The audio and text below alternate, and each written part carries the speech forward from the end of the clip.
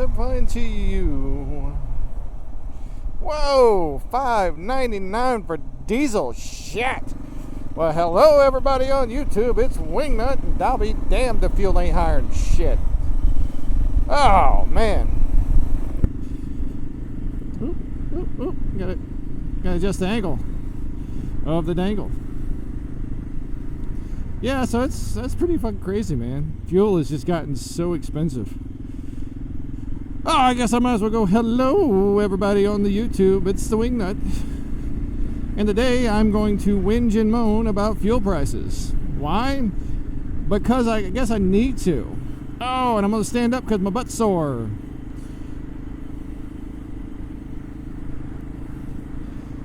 Oh, man.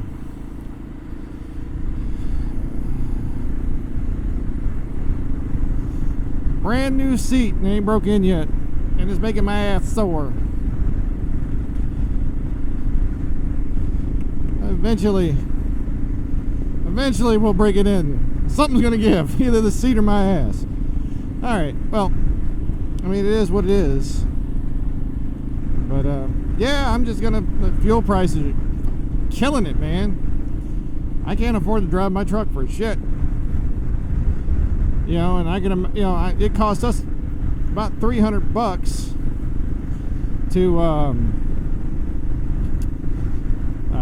to go home in December towing the RV, like $350 in diesel, and now it's going to be 3 times that. It's going to be almost $1,000, you know, and that's just for the one truck. So I got to get the other truck back there too. So fuel prices are hurting. They're hurting me. I know they're hurting my family. They're definitely hurting my dad. You know, he's out there baling hay and operating farm equipment, and it's costing him, you know, a couple $100 a damn day just to function. A day. Man, it's getting to where you can't. It's rough. You know, and if it's rough for me, I know it's rough for people who burn more fuel than I do. And I know someone's going to pop up and go, well, that's why you should go electric. Well, if you can go electric and it'd be cheaper for you when you crunch the numbers over the lifespan of what you consider the lifespan of the vehicle, man, you do you. They ain't got an electric vehicle out there right now that could tow an RV across country in a timely fashion. They just don't. Electric vehicles just don't do long hauls. Well, it can be done. I'm not saying it can't, but not well. You know, you gotta stop and recharge. Recharging takes a while. It's just that. But, you know, what you don't realize is we can all go electric all we want, but it doesn't do anything for all of our food and supplies and everything we use every day, that unless you buy it locally, and even then there's probably some form of fossil fuel tied up in that shit. God, my butt's hurting. It's coming in with diesel. Even if it's on trains, it's still diesel electric train. It's coming in on a cargo ship. Those things burn diesel. You know, if it's coming in on a big rig, well, what do you know? Diesel. So it's really easy to say, oh, going electric would make things easier, but then you got to think, what runs electric and what doesn't? And then, you know, yeah, it's clean, comes out of the light socket, or it comes out of the plug-in in the wall, but how do we make that? I mean, there's nuclear, there's biofuel, which, if you didn't know, biofuel is trees. I'm not saying anything against green energy, but everything to do with us as a society is steeped in the, you know, right now. And can it change over time? Yes, it can. But fuel prices going up is hurting everybody. And giving motherfuckers fuel tax breaks isn't going to do a damn thing.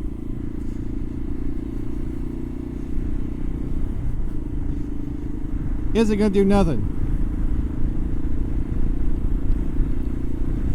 I mean, if we were at $3.50 a gallon and you gave us a tax break, and it put us about where we were at the beginning of the year. But it's almost $6, and we're in Virginia, you know. It's $5.99 for diesel right there on West Neck. Woo! It's still 3 times what it cost me this time last year to fill my truck up. 3 times.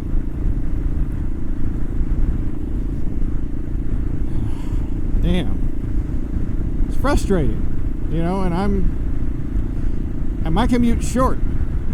Now, if I was still living in Norfolk, commuting to Virginia Beach every day, 23 miles one way, that'd be awful expensive.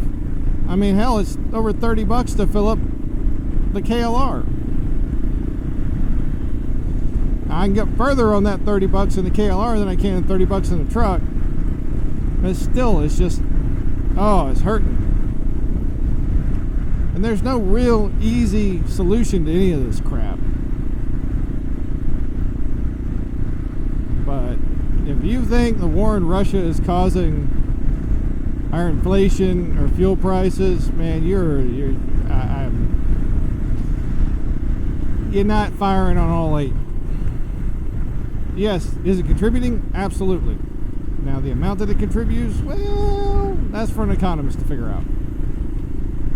I just hate people blaming one single issue. Oh, it's because it's Biden. Well, he ain't helping the situation, but it's not his fault. Completely. Now, is he complicit in making it worse or not making it better? That's arguable. You know, we're just in bad shape as an economy, and it's hurting everybody.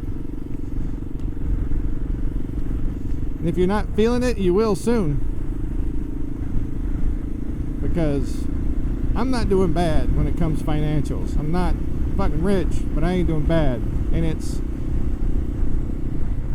with the inflation and the costs on the rise, what I had as a surplus every month almost dried up. So even though I've worked hard, I've budgeted, I've controlled my finances, I've controlled my debt, and I went from doing pretty damn good to almost back to paycheck, which is in a few short months because the economy's ate itself.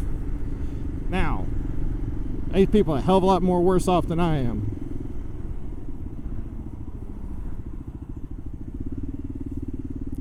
So, you know, and it sucks, man. It sucks.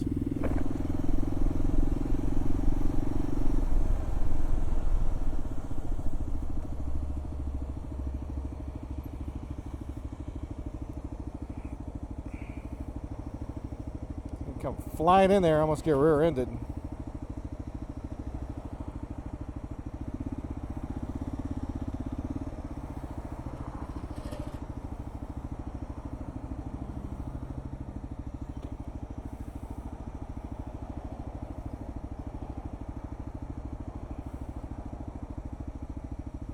Good God.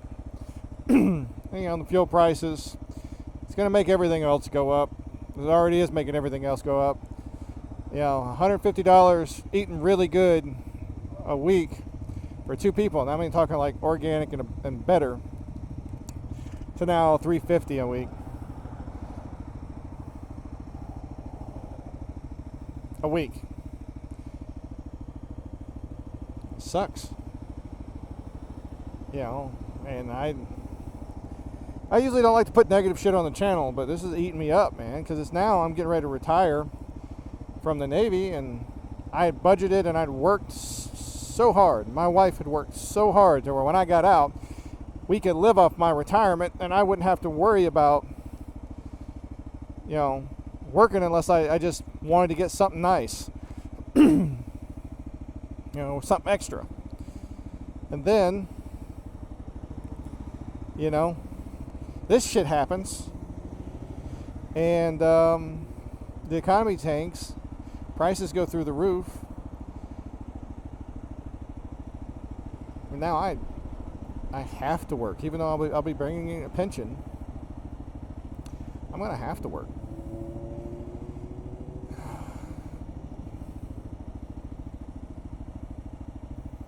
have to grow a fucking garden is what the hell I'm going to have to do.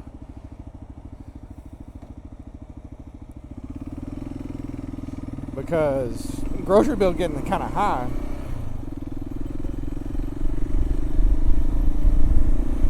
You know?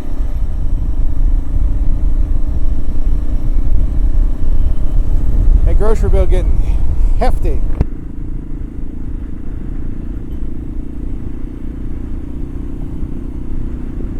Oh, that's why she almost rear-ended me. She's playing on the damn phone. But yeah, if you're not growing your own food, man, you better start. Because this is expensive to feed. You know, if you got a little bit of yard, man, I'd put some tomatoes, potatoes, or something in there. Because, you know,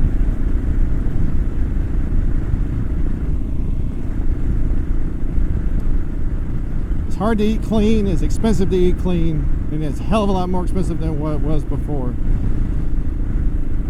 You know, and if you've got dietary restrictions and everything else, sometimes it's easier just to make shit yourself.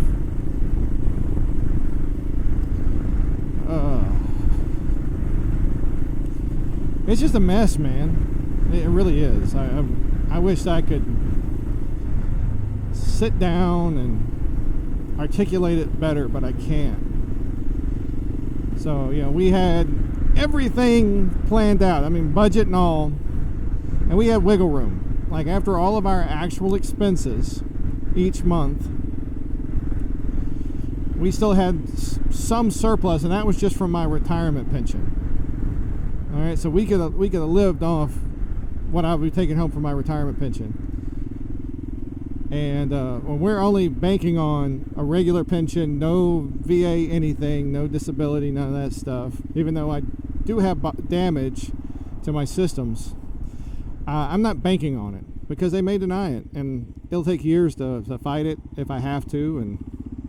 But we based everything on the amount that I would be bringing home.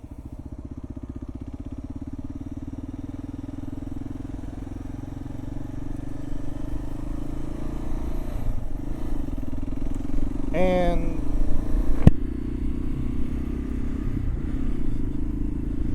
wouldn't been no big living. You know, I don't need cable, I don't need none of that stuff. We trade books and we do all that kind of stuff. I mean, you got internet, or otherwise you guys wouldn't be seeing this. But you know, to work so hard and to get everything planned out. And thankfully I'm young enough still that I can still work. And people are willing to hire me to do stuff. You know, I'm lucky enough that I'm healthy enough to work. I might not be able to do a lot. I mean, my shoulders give out quick. But I can do something. You know? That's what it takes. But, you know, that fixed income shit, man, it'll get you. I mean, and like I said, Mrs. Whingnut and I aren't doing bad financially. You know, we're not. But we are not doing damn near as good as we were in December. You know? And I'm getting ready to take a hell of a pay cut. I'm getting ready to go down to below 50%. I think I'm looking at 47.5% of my retirement, of my base pay. It's about $31,000-ish a year for a pension. And we're living cheap.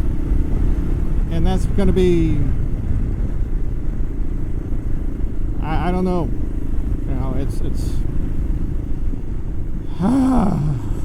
I wish I could, like I said, I really wish I could articulate this better. I really do. I really, really wish I could articulate this so much better than what I'm doing right now. I just can't. It's daunting. Now, will I find work? Yeah, I'll find work.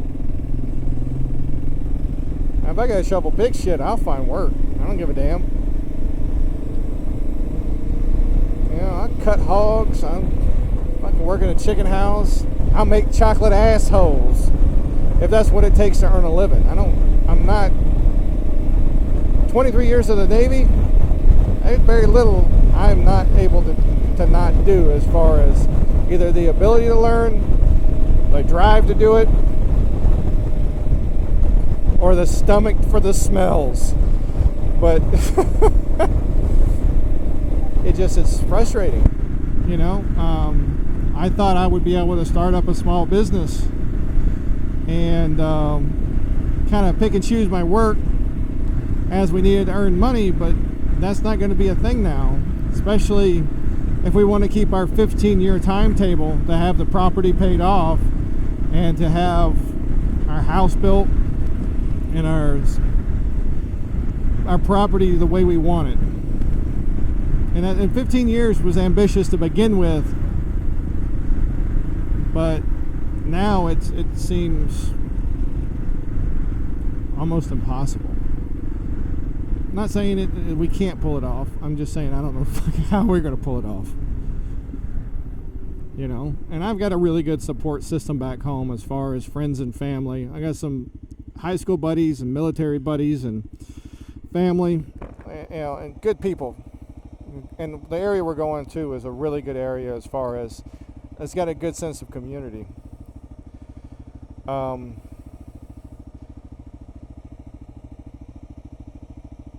But I'm also going to an area where commuting for work could be up to an hour.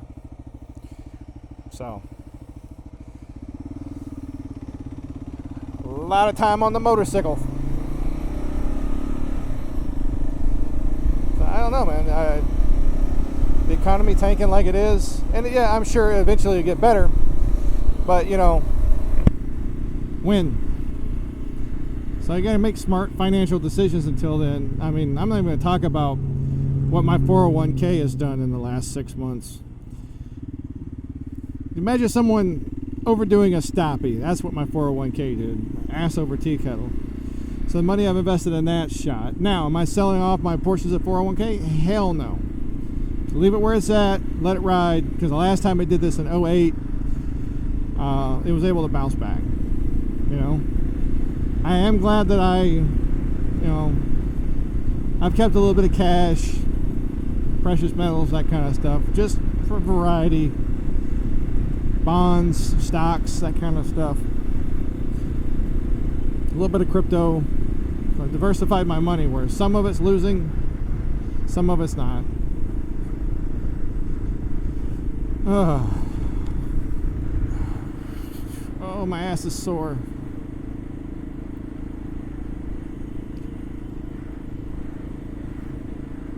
Just sitting here. My butt hurts. People look at me crazy because my butt hurts. It hurts because my seat's brand new. Rise to the top. They're probably all expecting me to do something stupid. Oh, but I got a decent lunch at, I splurged a bit today and I got lunch and some coffee from Lynn Haven Coffee Company, so.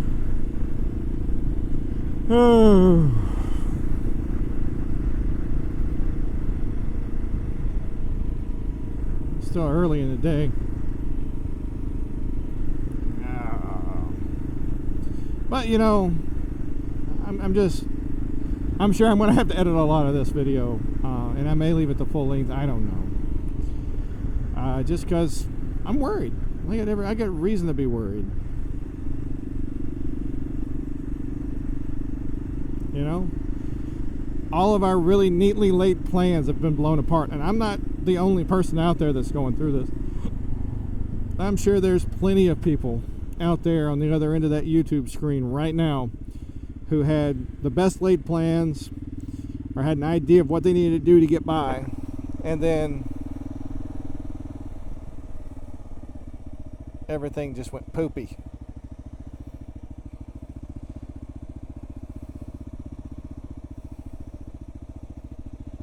know,